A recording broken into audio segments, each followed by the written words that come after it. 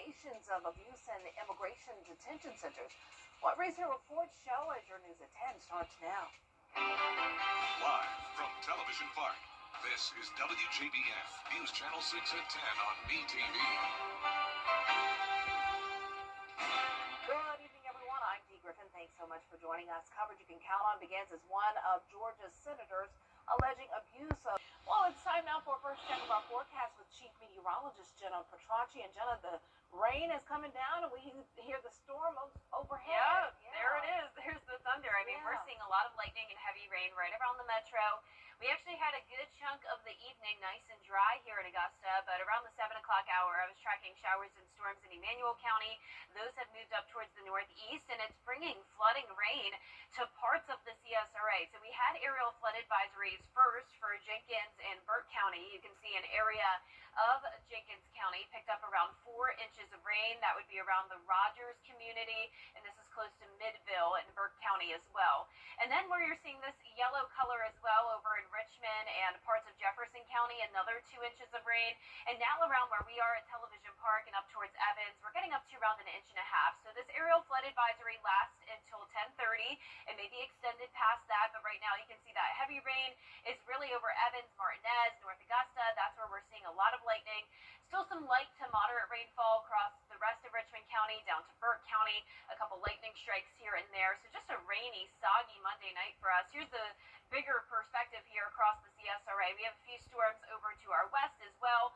All of this activity slowly moving up towards the northeast. So here's our Terry Lambert Hyundai Skyview cam. It is soaked outside, and today's almanac shows that we had a low of 74 and a high of 88. So we are warming up, but still below average.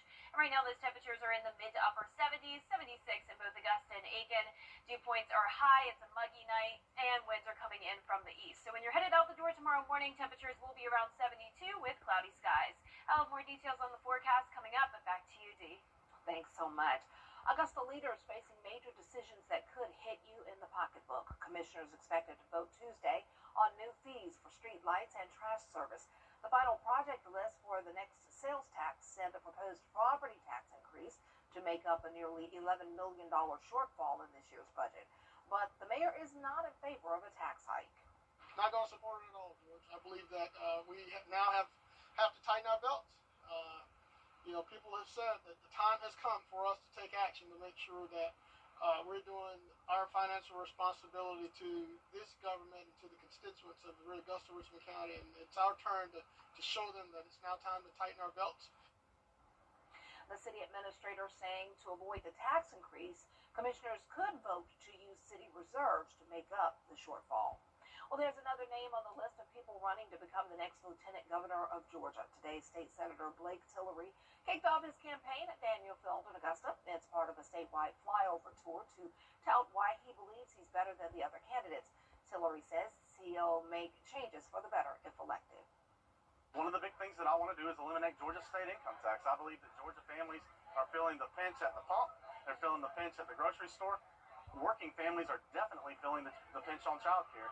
And if we can eliminate Georgia's state income tax, we can give them a 5% raise overnight. Current Lieutenant Governor Burt Jones is running for governor of Georgia. Georgia's Attorney General stopped in Augusta today. Chris Carr spoke to the Rotary Club of Augusta. He says the Peach State is leading the country in dealing with human trafficking, with over 250 victims rescued. And there are offices in Augusta, Macon, and Atlanta with plans to open more. Attorney Carr says he believes focusing on treatment is key to curbing the number of overdose drugs in Georgia. And he also spoke briefly on his candidacy for Georgia governor. As we've truly built Georgia and made Georgia a model for the nation as it relates to economic development, but also keeping people safe. These are fundamental. And whether you're a Republican, a Democrat, or an independent, people want a job and they want to be safe. So we're going to continue to focus on that. We're going to continue to focus on human trafficking, gang violence, organized retail theft, but also we got to focus on the mental health aspect of this and make sure that we get assistance, particularly for our sheriffs and those that... Attorney Carr says he filed an ethics complaint and federal lawsuit against Lieutenant Governor Burt Jones to hold him accountable to abide by the same rules that apply to everyone. The rain chances will continue tomorrow with another chance of some minor flooding, and temperatures will warm up slightly this week. And on top of that, we're tracking the tropics. I'll have the latest on Erin after this break. How do you become the fight easy? When you have suffered an on-the-job injury, call the law office of Calvin Smith. For over 20 years, they have been fighting for the rights of Georgia families. Call for a free booklet. When I injured my back on the job, Calvin Smith got me a settlement of $800,000. When I hurt my knee at work, the insurance doctor said I was fine. But attorney Calvin Smith fought to find me a doctor and discovered I needed knee surgery.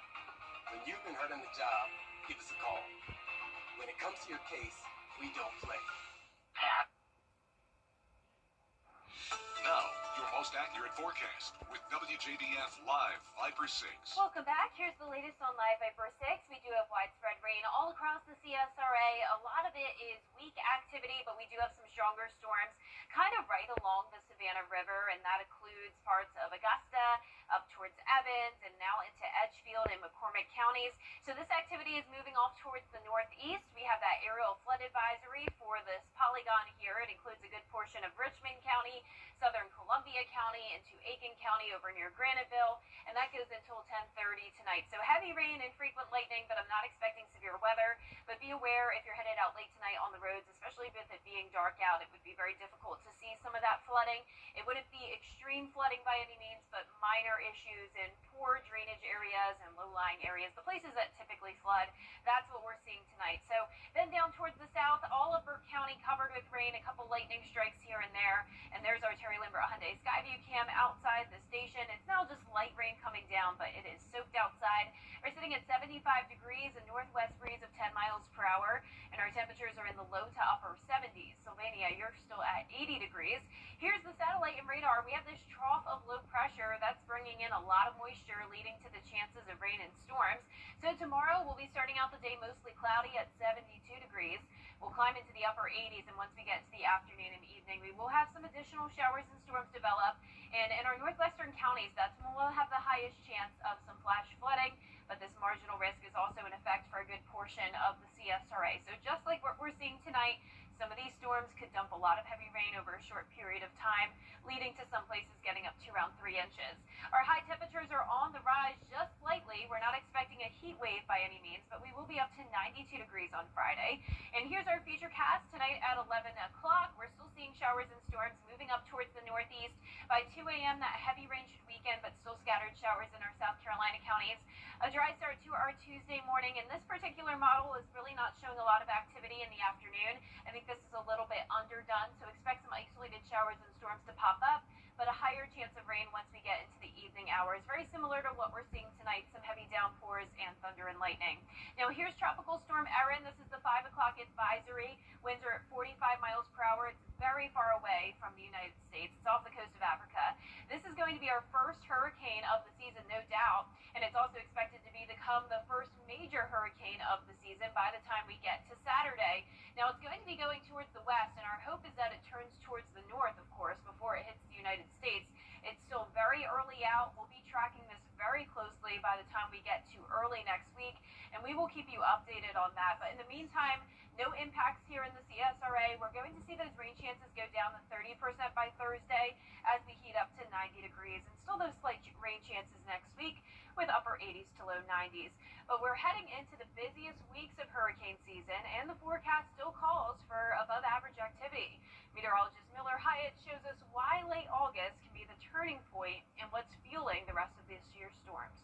If you've been looking at the Atlantic lately, you probably think the hurricane season is a bit of a snoozer, with only 4 named storms so far, none of which have strengthened into a hurricane. But don't get too comfortable, because we are now entering what is known as the peak of hurricane season, mid-August through mid-October. That's when most activity occurs in the Atlantic basin. And looking closer at formation zones during the month of August, we look at activity ramping up closer to the United States, especially as you head towards the Caribbean Sea. So what are the forecasters saying? Well, we are continuing to call for an above average hurricane season. However, the numbers have shrunk just a little bit closer to that average number. But of course, it only takes one storm to make the hurricane season bad.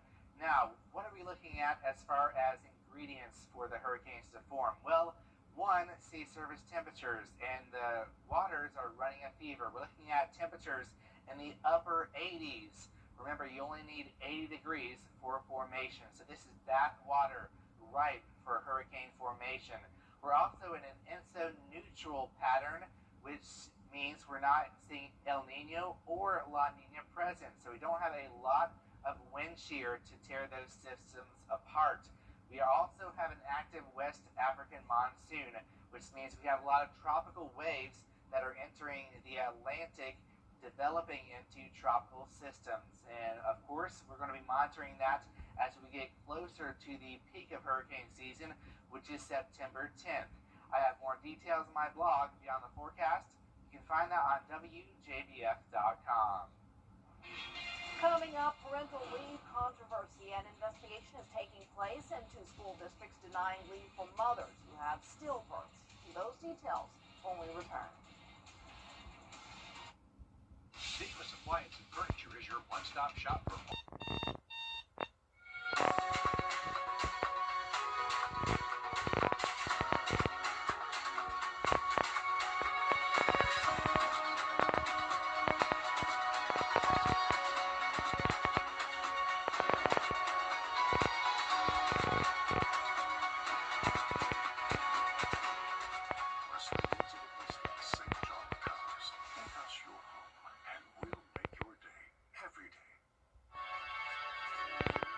hero needs a sidekick, especially for tasks like roofing. Leave that up to us, the professionals. So you can do main character things, like the dishes. So did you fix the roof? Oh, you know it. Just another day of being your superhero. And the laundry? Your roof needs fixing. Call Mr. Higgins.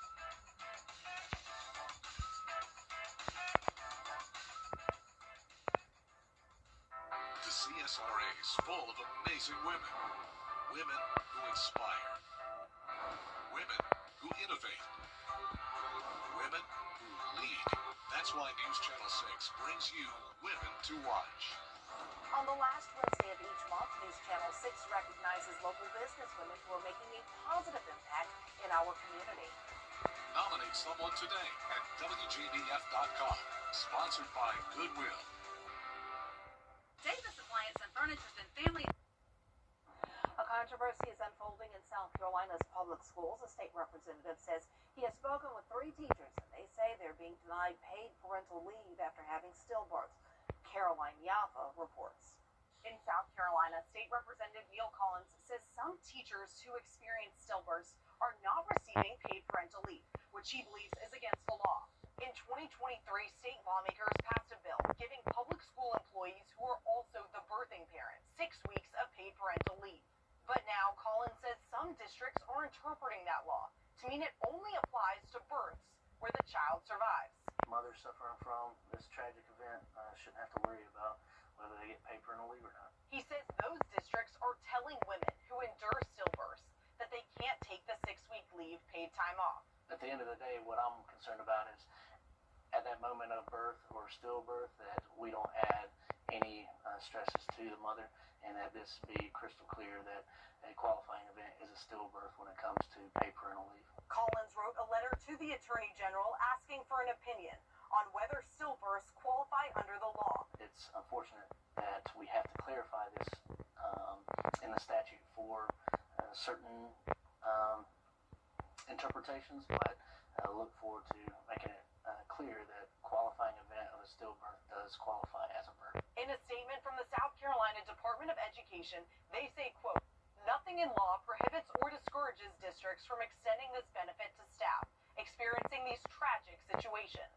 And we would urge districts to respond with common sense and compassion for these teachers." Collins says in 2 of the cases he knows about, districts have changed their policy and given them leave. He says in another case, a woman had to take vacation days as time off. In Columbia, I'm Caroline Yaffa. Coming up, taking a closer look at the Border Bowl 13 head coaches, plus what they're looking for out of players this season in sports. Buying a home. Now, WJBF sports coverage you can count on. Last week, we announced the head coaches who will lead Border Bowl 13. Greenbrier head coach Sean Tiernan representing Team Georgia, while Silver Bluff head coach Matt Hayes representing Team South Carolina. They both shared their thoughts on this opportunity to coach the best of the best in the CSRA. It's a great honor to be able to represent the state of Georgia. Been watching this for a long time since y'all started doing it. And to have the opportunity to be the head coach is a great honor. Coach Tiernan has worked as a Border Bowl assistant coach, so he knows exactly what type of player he's looking for to represent his team in January. These kids that are all for about a month and a half, in between the time that the season ends and the time they play in the All-Star game. So we're looking for kids who are going to be out there that their coaches feel like they're a physical, competitive group. Not only competitive, but a team that can dominate in the trenches. About the line of scrimmage. That's the biggest thing. And like anything else, finding the best offensive, defensive line possible. Last year we had a really good group of guys. As for Coach Hayes, he was a young assistant coach when Border Bowl first started 13 years ago, and now has the chance to lead Team South Carolina. Evaluating the players that's in this area and how they fit kind of together, and then coming up with the practice schedules and all that stuff. So I'm excited about the logistics, but also working with coaches and those players for a great cause. It's a great opportunity.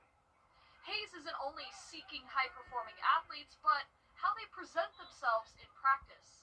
The film shows what it shows, and film rarely lies, and so you're looking for those talented players at the position.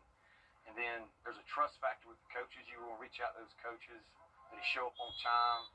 Do they want to be coached? Do they take coaching? Do they want to better their craft? Despite the players coming from different schools, Hayes believes they all have one common trait. I always said if you could see all of them together at one time, what kind of talented team that is. And when you pull from small school districts, small schools, and big schools, and they kind of come together, but they're all very, very similar when it comes to being competitive. Well, Border Bowl just about 5 months away, but in the meantime, schools like the Aiken Hornets getting in a preseason scrimmage. First-year head coach Steve Hibbets and his staff looking to turn around this program from its 1-9 campaign last season. They're taking on Timberland. The Hornets driving here. Tanner Padgett with a shovel pass to Darius Walker, who takes it to the house down the sideline here for the Aiken touchdown. His teammates all running down the sideline with him as well in excitement. Then Aiken gets the ball back here on offense. It's running back Mike Francis who punches it in here for 6, but they fall just short to Timberland 16-15. Now the AP Top 25 preseason poll just released today with the Clemson Tigers coming in as the 4th ranked team in the country. The Georgia Bulldogs right behind them at number 5. And then coming in at 13th, the South Carolina Gamecocks. Now, Clemson and Georgia kicked their season off on August 30th, while South Carolina the 31st at Mercedes-Benz Stadium. That's it for sports. We'll be right back. The Giving Your Best Award. The Giving Your Best Award salutes volunteers in the CSRA for going above and beyond in our community. The Giving Your Best partners congratulate our latest winner, Janine Owens. Over the last decade, she's fostered some 90 children and adopted 6 of them. She also founded the support group Safe in the 7. Giving Your Best is brought to you by Science Co., Piedmont Augusta, Security Federal Bank, and News Channel 6. Coleman Services knows when your AC or plumbing goes out, you need help fast. Coleman Services the Greater CSRA. Whether you're in Thompson, Harlow, Evans, Augusta, or North Augusta, we've got you covered. Day or night with 24/7 emergency service. At Coleman Services, you are priority number 1. Life is busy. Let us take care of your AC or plumbing issues. Coleman Services. 1 name, 2 trades, 0 worries. Americans are... And last but not least, a Labrador went viral for always wanting to visit her neighbor. The neighbors even provided the pup her own doggy doorbell. Danny New has more on the special bond. Go Cinemas! Quick, there's no time to waste. It's 5 p.m. in Southern California. That means Emmy can finally go see her favorite neighbor, Linda Rose. If you notice, she just touched the doorbell. Good girl! This video from Emmy's dad, Russell, has picked up millions of views on social media as Emmy rings her specially made doorbell, wags her tail impatiently, and then disappears behind the door. Hi, Emmy. Hi, baby girl. Russell shares these videos almost every day, and yet Emmy's fans have never actually seen Linda Rose before. That is, until now. He can't find her. He never has to wonder where she is. Where is she? At our house. Linda Rose and her husband Mark have known this 7-year-old Labrador Retriever almost her entire life, and say they don't appear on camera because these two retirees are often cooking dinner or gardening at this time. But here's what these daily visits look like from their side. It never gets old. We look forward to it. We watch the clock. Before, Linda Rose used to get quite upset if she missed Emmy's appearances, like this door-scratching visit in December of 2023. Can't leave Emmy hanging like that. So Russell installed this doorbell and taught Emmy to push it with her nose. You see, not many of her followers know this, but Emmy is actually a trained service dog. Russell served as a captain in the Army and first started training Emmy to help him out at 8 weeks old. Like, I've trained her to, like, look behind me in certain situations or just provide, like, a barrier between me and other people. She means a great deal to me. Oh, she's fast today. Now Emmy also means a different kind of great deal to Linda Rose, Mark, and millions online. One commenter writing, "We all need a Linda Rose in our lives." But for Linda Rose, she's not only quite grateful for Emmy, but also for Russell and this gift he gives her every day. I mean, it doesn't get any better than having a neighbor who shares their pet with you. That is so sweet. So cute. Yeah. Yes, I love like the tail wag. It shows how excited. Oh yeah, it does. Well, our ceiling is showing us how much rain is coming down right now. I mean, it's coming down loud here at the studio. We're seeing heavy rain tonight. That not flash flood, but aerial flood advisory is about to expire, but I do think that could be extended as the rain will continue. We'll have temperatures climbing to 90 degrees on Thursday, and at that point, the rain chances go down to 30%. So we're starting to see a little bit of a drier and warmer pattern, but still no crazy above average temperatures or major heat. This weekend will still be around the 90-degree mark, and then same thing next week. Those temperatures just really are struggling to get much hotter than around 90 degrees. All right, well, there you have it. The news continues at the top of the hour on News Channel 6 and 11. Hogan's Heroes is next here on BTV. Have a great night. Thank y'all.